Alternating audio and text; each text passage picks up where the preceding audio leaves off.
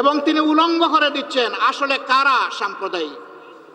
তিনি প্রমাণ করে দিচ্ছেন বাংলাদেশ সাম্প্রদায়িকতার দেশ নয়, বাংলাদেশ ভালোবাসার দেশ, বাংলাদেশ বিভিন্ন গোলাপের সমন্বয়ের দেশ।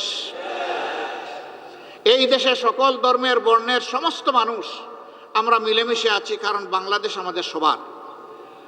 আমরা এবার বলেছি, সোচ্চারভাবে বলেছি, আমরা বাংলাদেশে কোনো মেজরিটি মাইনরিটি মানি না।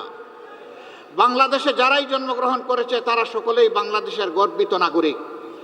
এই মাইনরিটি শব্দ বলে বলে অন্যান্য ধর্মের ভাই বোনদেরকে ব্যবহার করে একটি গোষ্ঠী মূলত দেশের বাইরে থেকেই তাদের স্বার্থ হাসিল করতে চায়। এখন আমাদের এই ভাই বোনেরাও এটা বুঝতে পেরেছেন, তারাও সোচ্চার হয়েছেন। আপনারা দেখেছেন ভারতীয় হলুদ মিডিয়া যখন বাংলাদেশের বিরুদ্ধে নিকৃষ্ট যুদ্ধ শুরু করেছে, মিথ্যা তথ্য ছড়াচ্ছে, তখন জগন্নাথ হল থেকে আমাদের হিন্দু ছেলেমেয়েরা বের হয়ে তার প্রতিবাদ করেছে। কারণ তারা প্রমাণ করেছে এদেশ আমাদের সবার। তোমরা যা বলো তা অসত্য, তা মিথ্যা। তোমরা আমাদেরকে ব্যবহার করে তোমাদের মতলব হাসিল করতে চাও, সেই সুযোগ আমরা তোমাদেরকে দেব না। কেন ভারত এটা করে আমাদের সাথে? আমরা তাদের কি ক্ষতিটা করেছি? ভারতের কোনো আভ্যন্তরীণ ব্যাপারে আমরা হস্তক্ষেপ করেছি? ভারত বলে আমাদের দেশে সাম্প্রদায়িক সহিষ্ণুতার অভাব, সম্প্রীতির অভাব।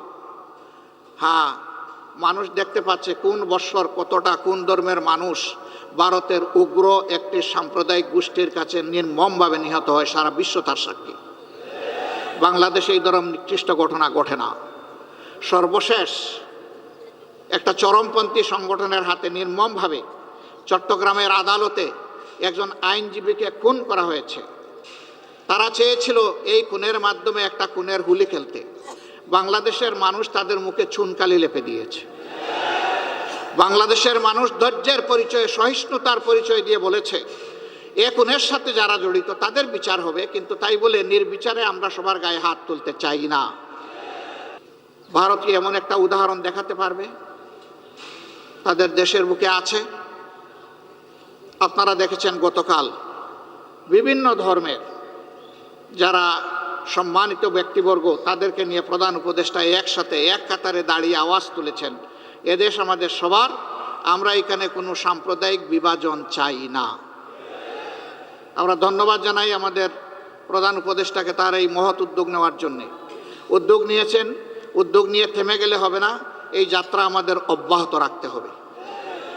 এর আগের দিন তিনি সমস্ত রাজনৈতিক, দেশপ্রেমিক, ফ্যাসিবাদ বিরোধী, সাম্রাজ্যবাদ বিরোধী জাতীয় রাজনৈতিক নেতৃবৃন্দকে নিয়ে তিনি এক কাতারে দাঁড়িয়েছেন। সবাই আমরা একই আওয়াজ তুলেছি, আমরা কোনো আগ্রাসন সহ্য করব না। বাংলাদেশের 1 ইঞ্চি জমি আমরা কাউকে ছেড়ে দেব না। আমাদের জীবন দিব, তবুও বাংলাদেশের আধা ইঞ্চি জমি আমরা ছেড়ে দেব না। এটি আমাদের কমিটমেন্ট।